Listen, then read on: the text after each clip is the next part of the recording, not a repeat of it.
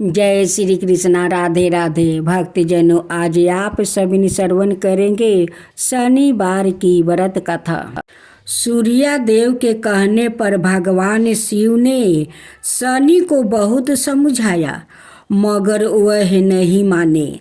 उनकी मनमानी पर भगवान शिव ने शनि को दंडित करने का निश्चय किया और दोनों में घनघोर युद्ध हुआ।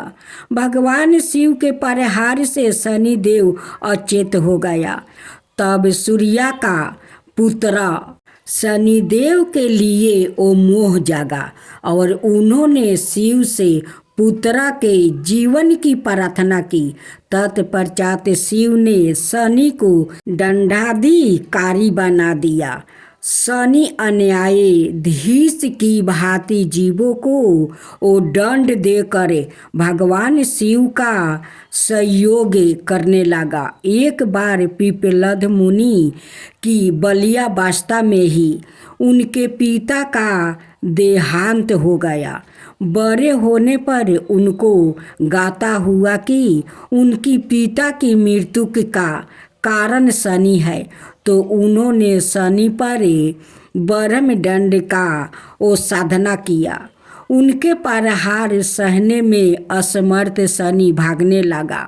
विकलांग होकर शनि भगवान शिव से प्रार्थना करने लगा। भगवान शिव ने प्रकट होकर पिपलद मुनि को बोध करवाया कि शनि तो केवल दृष्टि नियमों का पालन करते हैं। यह जानकर पिपलद ने शनि को क्षमा कर दिया। शनि देव के कारण गणेश जी का सिर छेदन हुआ। शनि देव के कारण राम जी को वनवास हुआ था। रावण का संहार शनिदेव के कारण हुआ था। शनिदेव के कारण पांडवों को राज्य से भटकना पड़ा था। शनिदेव के क्रोध के कारण विक्रमादित्य जैसे राजा को कष्ट झेलना पड़ा था। शनिदेव के कारण राजा हरिश्चंद्र को दर दर की ठोकरें खानी पड़ी थी। राजा नल और उनकी रानी दंपति को जीवन में कई कष्टों का सामना करना पड़ा था। इनकी शांति के लिए मृत्युंजय जप, नीलम धारण और ब्राह्मण को तिल, उड़द, भैंस, लोहा, तेल, काला वस्तु, नीलम, काली गऊ, जूता, कस्तूरी और सौरन का दान देना चाहिए। जय श्री कृष्णा। राधे राधे सभी श्रद्धालु भक्तजनों को मेरा नमस्कार। आज आप सभी श्रवण करेंगे मकर संक्रांति की शनिवार की व्रत कथा। बचपन से ही शनि भगवान श्री कृष्णा के परम दयालु भक्त थे। वो श्री कृष्णा के अनुराग में वो निमग्न वो रहा करता था। वयस्क होने पर इनका पिता ने चित्ररथ की कन्या से इनका विवाह करवा दिया था। इनकी पत्नी सती साध्वी और परम तेजस्विनी थी। एक रात वो ऋतु स्नान करके वो पुत्र प्राप्ति की इच्छा से शनि देव के पास पहुंच गई, पर यह श्री कृष्णा के ध्यान में निमग्न थे। इन्हें ब्रह्म संसार की सुधि नहीं थी। पत्नी प्रतीक्षा करके वो बेचारी थक गई। उसका ऋतु काल निष्फल हो गया। इसलिए उसने क्रोध होकर शनि देव को श्राप तो दे दिया कि आज से जिसे तुम देखोगे वो नष्ट हो जाएगा। ध्यान टूटने पर शनि देव ने अपनी पत्नी को बहुत मनाया समझाया। पत्नी को भी अपनी भूल पर पछताप हुआ, किंतु श्राप के प्रतिकार की शक्ति उसमें नहीं था। तभी से शनि देवता अपना सिर नीचे करके वो रहने लगा, क्योंकि वो नहीं चाहते थे कि इनके द्वारा किसी का वो नष्ट हो। शनि के आदि देवता प्रजापति ब्रह्मा और प्रत्यादि देवता यम है। इनका वर्ण कृष्णा वाहन गिद्ध और रथ लोहे का बना हुआ है। यह एक एक राशि में 30-30 महीने तक रहते हैं। यह मकर और कुंभ राशि के स्वामी है और इनकी महादशा 16 वर्ष की होती है।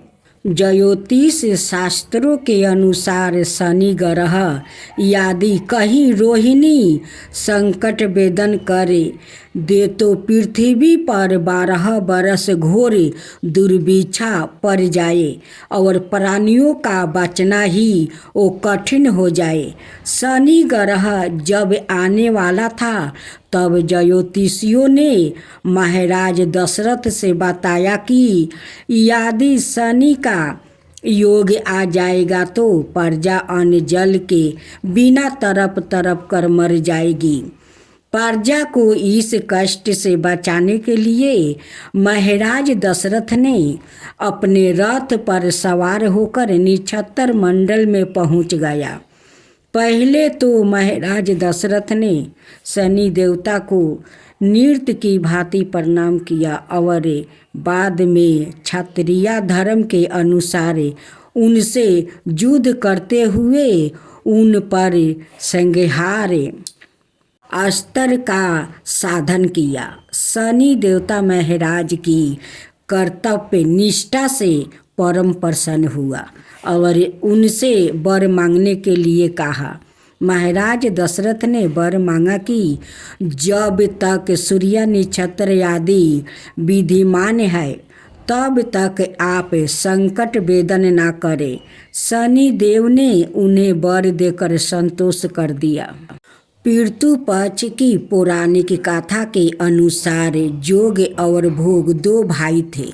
दोनों अलग अलग रहते थे। जोग धनी था और भोग गरीबे। दोनों में परस्पर बड़ा प्रेम था।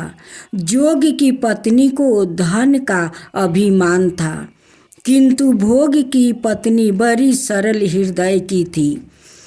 पितृ पक्ष आने पर जोग की पत्नी ने उससे पितरों का श्राद्ध करने के लिए कहा तो जोग इस व्यर्थ का कार्य समझकर टालने की चेष्टा करने लगा किंतु उसकी पत्नी समझती थी कि यदि ऐसा नहीं करेंगे तो लोग बातें बनाएंगे। फिर उसे अपना महके वालों को वो दावत पर बुलाने और अपनी शान दिखाने के यह उचित अवसर लगा। अतः वो बोली, आप शायद मेरी परेशानी की वजह से ऐसा कह रहे हैं किंतु इसमें मुझे कोई परेशानी नहीं है और कोई तकलीफ नहीं होगी। मैं भोग की पत्नी को बुला लूँगी, दोनों मिलकर सारा काम कर लूँगी। फिर उसने जोग को अपने पीहर न्योता देने के लिए भेज दिया। दूसरे दिन उसके बुलाने पर भोग की पत्नी सुबह सवेरे आकर वो काम में लिपट गई। उसने रसोई तैयार की, अनेक पकवान बनाई, फिर सभी काम निपटा कर अपने घर आ गई। आखिर उसे भी तो पितरों का श्राद्ध दर्पण करना था। इस अवसर पर ना जोग की पत्नी ने उसे रोका और ना वो रुकी। शीघ्र ही दोपहर हो गया। पितरों भूमि पर उतरे। जोग भोग के पितरों पहले जोग के यहाँ गया तो क्या देखते हैं कि उसके ससुराल वाले वहाँ भोजन पर वो जुटे हुए हैं। निराश होकर वो भोग के यहाँ गया। वहाँ क्या था, मात्र पितरों के नाम पर अगियारी दे दिया गया था। पितरों ने उसकी राख चाटी और भूखे ही नदी के तट पर जा पहुँचा।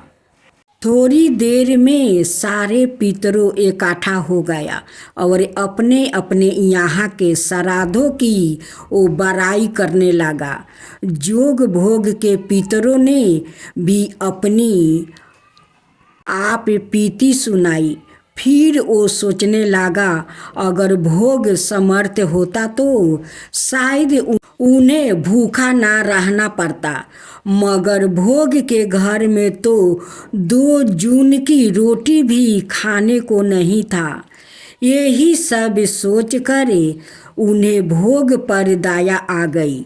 अचानक वो नाच नाच कर गाने लगा, भोग के घर धन हो जाए, भोग के घर धन हो जाए, भोग के घर धन हो जाए। सांझ होने को हुई, भोग के बच्चों को कुछ भी खाने को नहीं मिला था। उन्होंने माँ से कहा, माँ भूख लगी है।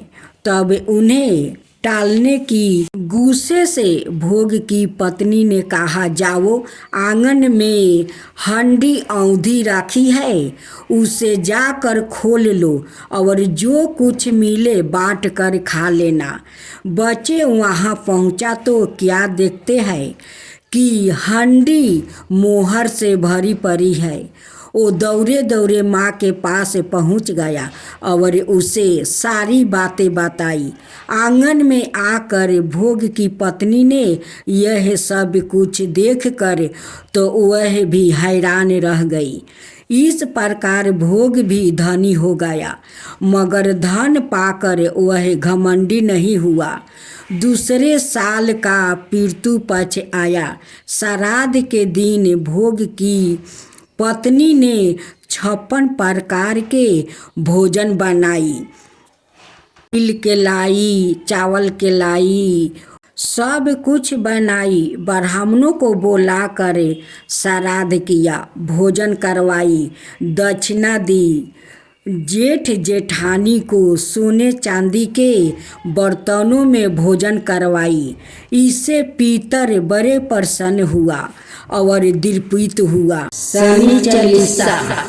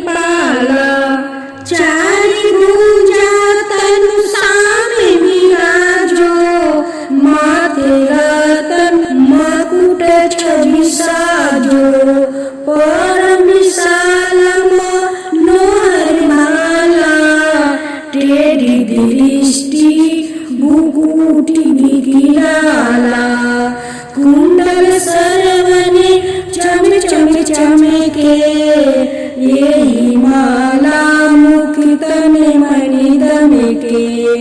कर में गादा त्रिशूल ठाकुरा, पर बीच करो हरहि संहारा। पिंगल कृष्णो छाया नंदने, यमी को नष्टे रुद्र दुखी भंजने। सोनी मध्य सनिदासा नामा, भानुपुत्र पूजहि सभी कामा। जा पर प्रभु प्रसन्न हो जाहि, राखहु रावण कर छन माही। पर्वत तीरिन होई निहारते, तीरिनहु को पर्वते करी डारते। राज मिलत बन रामहि दिनो, के कहू की मति हरहि लीनहो। बनहु में मृगा कपट दिखाई, मातु जानकी गई चुराई। लखे नहीं सकती बिकल करी डारा, मचिंगी दल में हाहाकारा मचा। रावण की गति मति बुराई, रामचंद्र सो बल बढ़ाई। दियो कोटि करी कंचन लंका, बजी बजंगे वीर की डंका। नृप विक्रम पर तोहि पंगु धारा, चित्र मौरी निगिरी गयो हारा। हर नौलाखा लगायो चोरी, हाथ पर डलवायो तोरी। भारी दासा निकष्टि दिखावे, तेलही घर में केलु चलवायो। बिना रंगे दीपक माहे की न हो, तब प्रसन्न प्रभु है सुखी दिन हो। हरिचंद्र निरीपी नारी बिकानी, आपहु भरो डूम घर पानी। तैसे नल पर दासा सिरानी, भंजू बिने कूद गई पानी। श्री शंकराई गरो जब जाई, पार्वती को सती कराई। तानी की विलोकत ही करी सीरा, नभे उड़ी गयो गौरी सुती सीता। पांडवा पर भयो दासा तुम्हारी, बची दुर्पति होती उतारी। कौरव के भी गति मति मरायो, युद्ध महाभारत करी डेरायो। रवि कह मुखे माय धरि तते काला, लेकर कूद परो पताला। शेष देव लखी मिनती लाई, रवि को मुक्ति दियो छुड़ाई। वाहन प्रभु के साथ सुजाना, जग दिगज गर्दभ मेरी घिसौना। जम्बू के सिंह आदि नखधारी, सोफल ज्योति से कहते पुकारी। गज वाहन लक्ष्मी गिरहे आवे, हाय ते सुख संपत्ति उपजावे। गर्द बिहानी करे बहु काजा, सिंगी सिद्धि करे राजा समाजा। शंभु की बुद्धि नष्ट करे डारे, मिर्गी दे कष्टि परान संहारे। जबे आवही प्रभु सवन सवारी, चोरी आदि होए डर भारी। तैसही चारी चरण यह नामा, सवरण लोहा चांदी और तामा। लोहा चरण पर जबे प्रभु आवे, धन जन संपत्ति नष्ट करावे। समाता तर मारजते सुविकारी, सौरन सबर सबर सुख मंगल भारी। जो यह सनिचलितर नीति गावे, कबहु न दासा निकष्ट सतावे।